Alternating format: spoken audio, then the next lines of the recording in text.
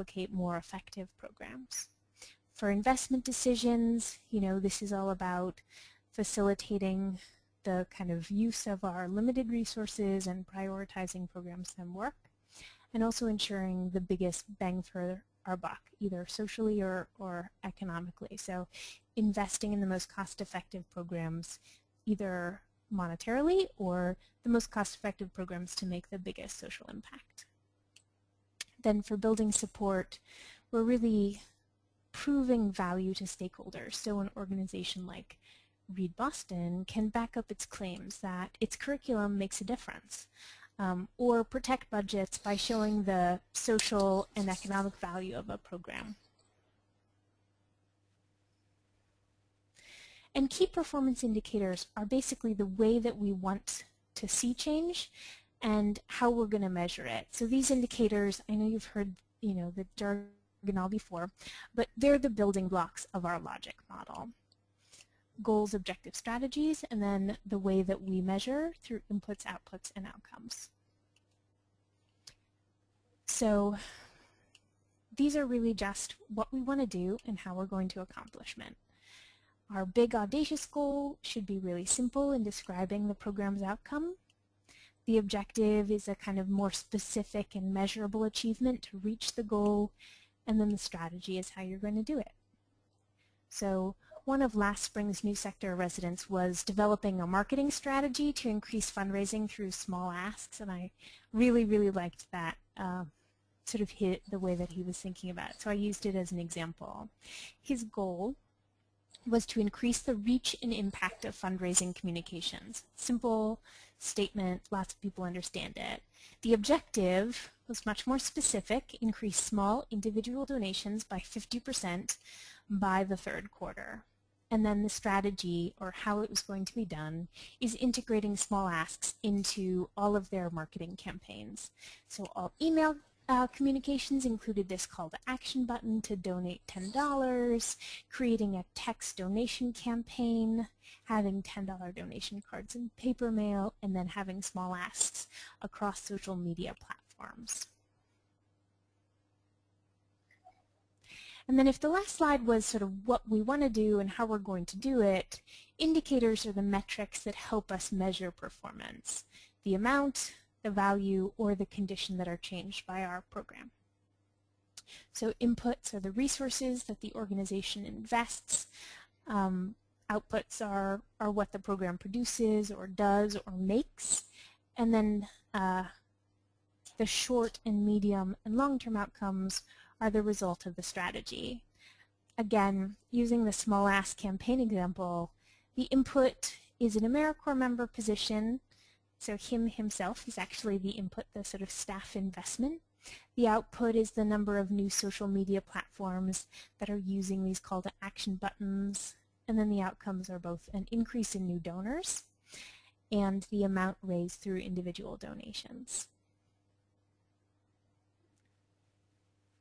So we put all of these together, and our KPIs facilitate the development of our logic model. And once we put all these KPIs together, we make a map. And this map helps us make the explicit connections between what we want to change and how we're going to do it. And we've taken each goal and mapped the consequent strategies, activities, and outcomes into this table. So you start with your goal, and then you sort of hone in on the activity that you're going to do. I'm actually going to use another example, another new sector example. This one is inspired by a resident that we worked with in the spring. And he was helping design a reoccurring internship program for junior and senior high school students. And the internship would help them get IT jobs after graduation. So we're going to walk through the steps of putting all the pieces together to make this logic model. Now, the first goal is, again, a simple qualitative sentence to broker internship placements for students that yield full-time jobs. Objective is much more specific, developing internship positions for a specific group of people, high school students, that result in full time IT jobs for 10% of graduates in 5 years. So this is how you really make your goal measurable and attainable. And then strategies are really how you're going to do it and when you're going to do it. So developing this company partnerships to establish internships, and then recruiting and training and retaining these junior and senior interns.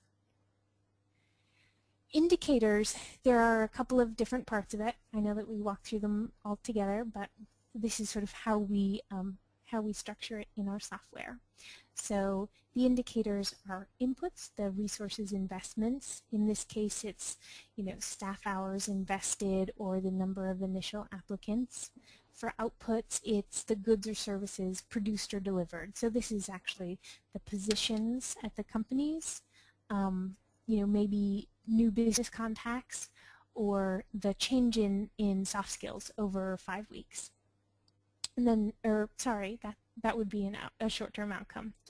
And then the outcomes would be like the, either soft skills developed or internship completion rates, and then the final outcome would be the number of IT apprenticeship positions that turned into IT full-time positions.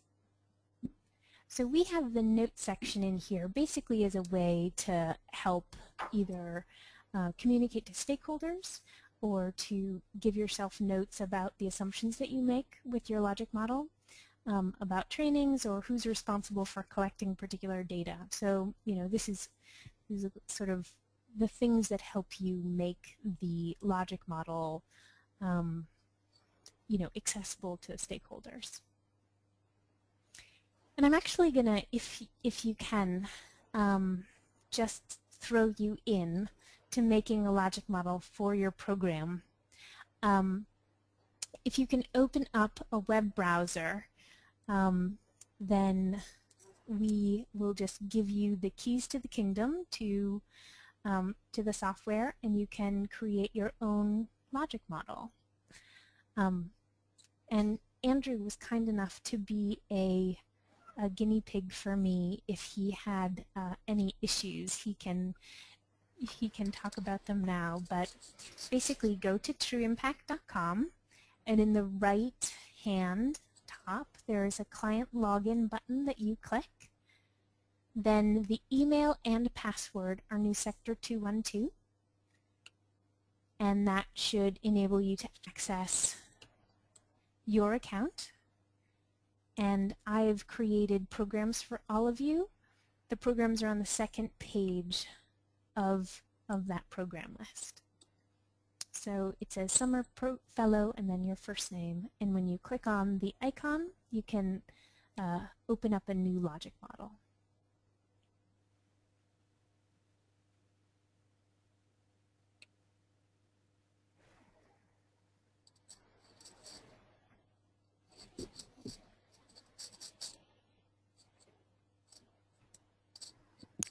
Okay, great. I'm in, and I have mine loaded. Obviously, I can't see anyone else's screen, so I don't know where everyone else is. I don't know, Sadie, if you just want me to walk through what I did, or that would be what you had in mind. Okay. Yeah. So exactly, which goals we're going to focus on is not really something I am going to be deciding by myself as a summer fellow, and those long-term goals are set at a fairly high level in the organization, and they're fairly constant. Is that line of thinking correct? Andrew, this is Farron. Sorry, I had a quick question.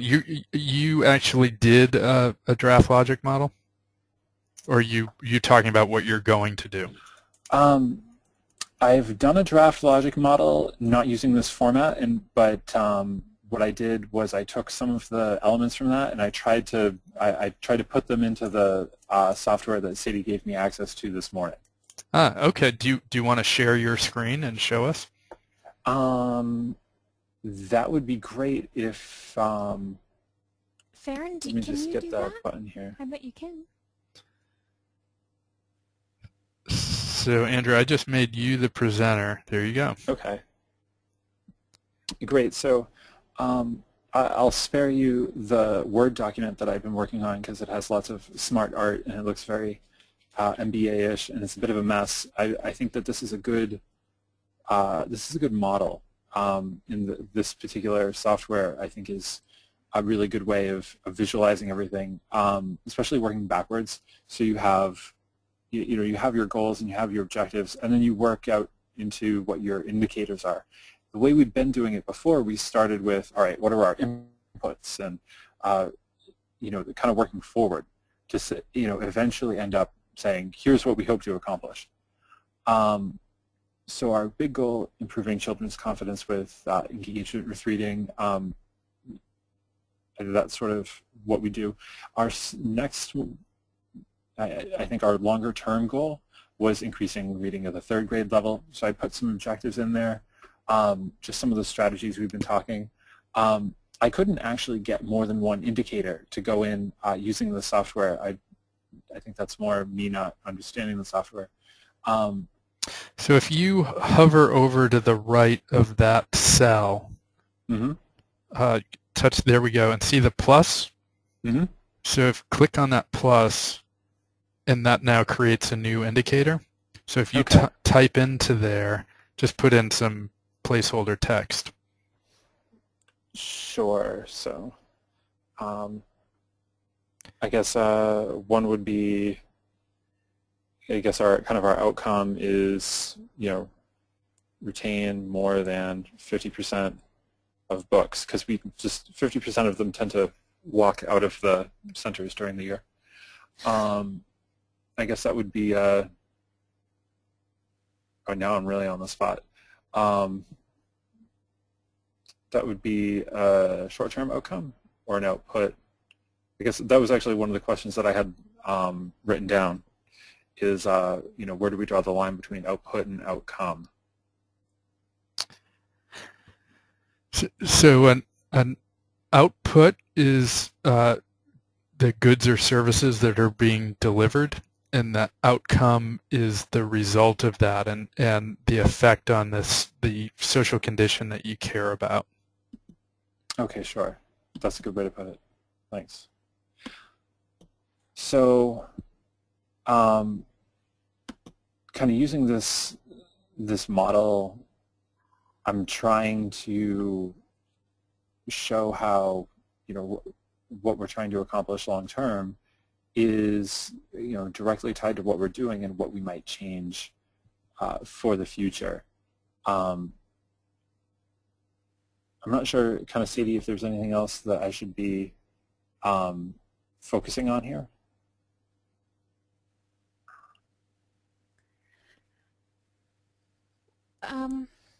Well, I mean, all of your indicators right now are not connected to improving children's confidence and engagement with reading. So trying to figure out what are the ways in which you do those things, where is the magic of the program that makes people confident readers, and how are you going to capture that within your strategies and indicators? So I think what could be missing here is about the program itself, about the curriculum and how it affects the the literacy process. Okay, sure, that makes sense.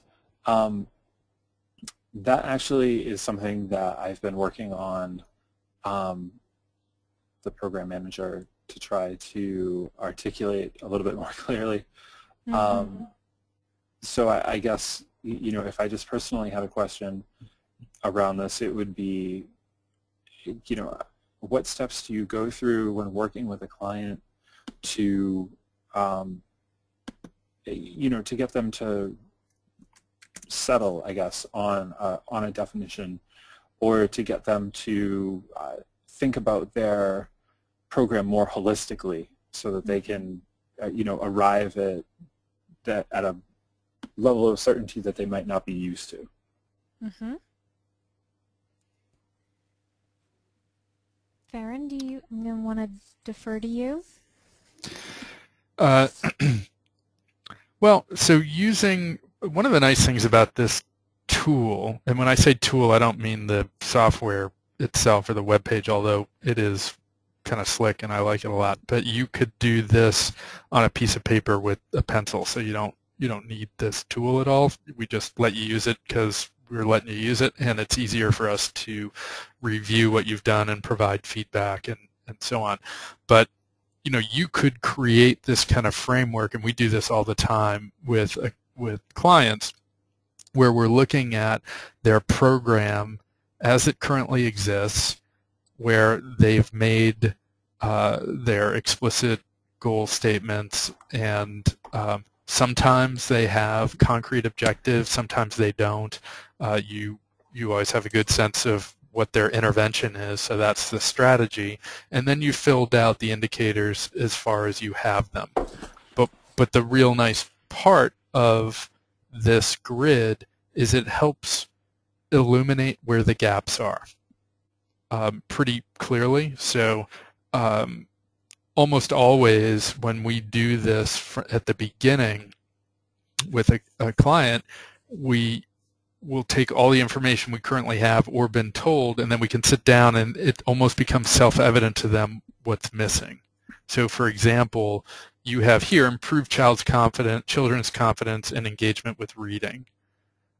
If there were no concrete objectives, you would just have a blank there, and so those questions would be, okay, so what constitutes success? Like what at the end of this program or the end of the year, what would you consider achieving that goal?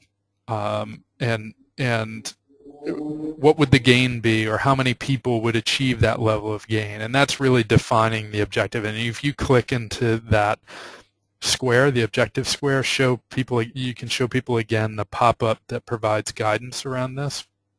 So it says right here, and this is a lot of content that was in Sadie's slides, where what it is, an objective is specific measurable objective that achieves success in reaching the goal. In that format, who or what would need to change by how much and when. So it's taking a goal and making it measurable is all that we're doing there. And you're highlighting there some example goals that people can see, and example objectives contain connected with those goals. So click on that bubble to make it go away. Now you have the strategies, and you can click in that and show people what that is. So each of those strategies are, all right, so what's the plan for how you're going to achieve that specific objective? So you have here implement library management system to help the child care programs retain more books from year to year. Okay, so the idea is that apparently an obstacle to that, to kids reading more, is that you are losing the books, right? So that's your strategy. That's one part of the strategy. So below that, you have increased book donations to child care programs. All right, so that's another strategy for increasing your resource pool of books. But what you'd probably next want to do is address, because you still have that objective of increasing the number of books read by children. You've only addressed the piece where you have the books. Next, you want to talk about how you're going to get the kids to actually read the books. Mm-hmm. So putting in the strategies, this should all, it's like a little pyramid here, that everything, you have the goal resting on the objectives, and the objectives should define success for achieving the goal holistically. The strategies should outline how you are going to achieve holistically each of the objectives. And then the indicators, ultimately your outcome should match up with your objectives. So you can have some different categories of outcomes to capture different parts of it, but ultimately altogether, those metrics, those indicators should be what you use to gather information as the program progresses, so at the end of it, you can say, look, we've achieved our objective, and therefore it's a successful program. And meanwhile, hey, we're in Q1, we're in the first quarter, and we see our progress indicators that we're collecting are not tracking to what we had hoped them to be. So we're behind. Gee, we have to take some action here, either improve our strategy or provide more guidance, or maybe exit the strategy and try something new if we want to achieve the objective. So it's all a facilitated process. There's nothing terribly complicated about it. It's just a nice little framework that guides people to make sure the whole approach, the whole strategy, and your measures are logically supporting what you're trying to achieve. And it should be a good workshopping tool with your client as well. So I did a lot of talking. Did any of that respond to the question that you had? Yeah, absolutely. I'm finding that with a framework like this that's pretty straightforward, I think the most challenging part of this, at least for me at my organization, has been the process of communicating with the people who actually do the intervention, the people who are on the ground out in the neighborhoods, and going through this process of asking them these questions, and that's ongoing. So I think this will be helpful in accomplishing that. Good.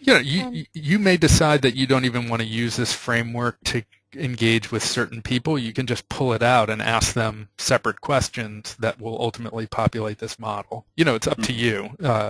It's just guidance. Okay, is there another part of the logic model that I should show, or should I turn this over back to you, Sadie? What works best for you?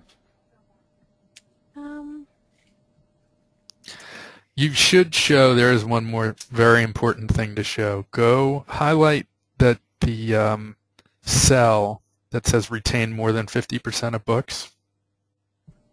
Now, don't click into it. Click out of it a second. Highlight and see that grab bar at the top. Click and drag it up above the training materials and let go.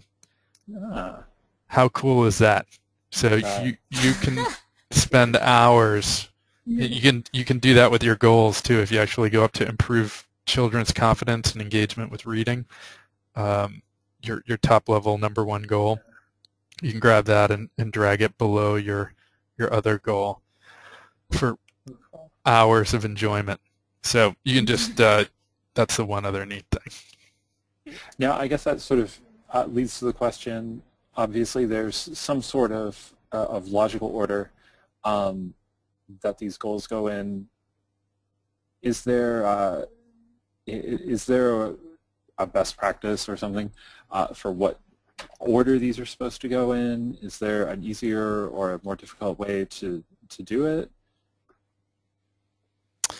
Okay. No, you kind of whatever seems right. I mean, it's probably your primary goal comes first, and then the secondary ones come second. Sure. All right.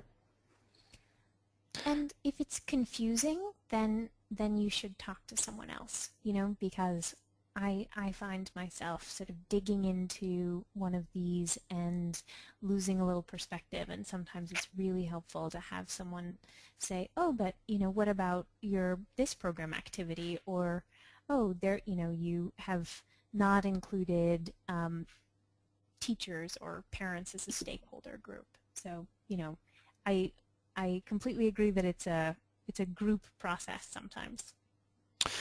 There's actually one thing that I'm thinking of. You can print this out. Obviously, you just click on the Print Logic Model button at the bottom, and so you could print that out and share it with somebody.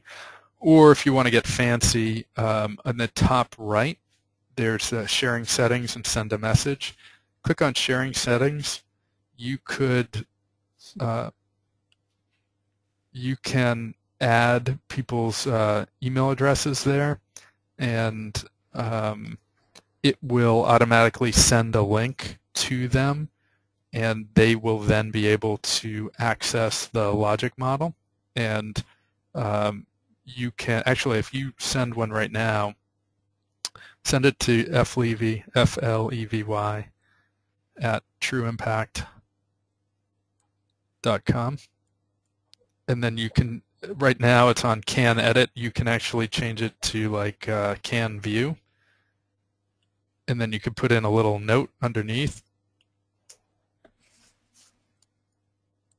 And then click share.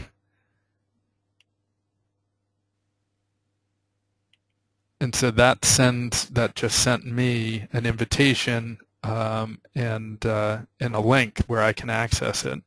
And you can change right there the can view. You could change it to edit. You know, can view is just a read only, so people can't change it. But then you can also, if you close out of that, click on send a message, and then whatever number of people, that's also right next to sharing settings. And it will have all the people that you've shared the logic model with, and you can just check off who you want to send a note to, and you can put in a little note and it will email them and contain a link to the logic model again. So that's useful if you're doing some updates and you're like, hey, I just updated the logic model, can you check it out, or add or whatever, and then it's easy for them to just click there. So that's another little feature of it. All right, that's great, thanks.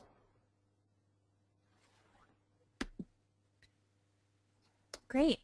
Your homework assignments are just to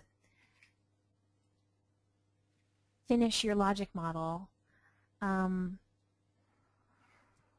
this is, you know, an opportunity for you to do some work as a group with yourself, you know, with someone at your organization, and also, you know, email us if you have any questions.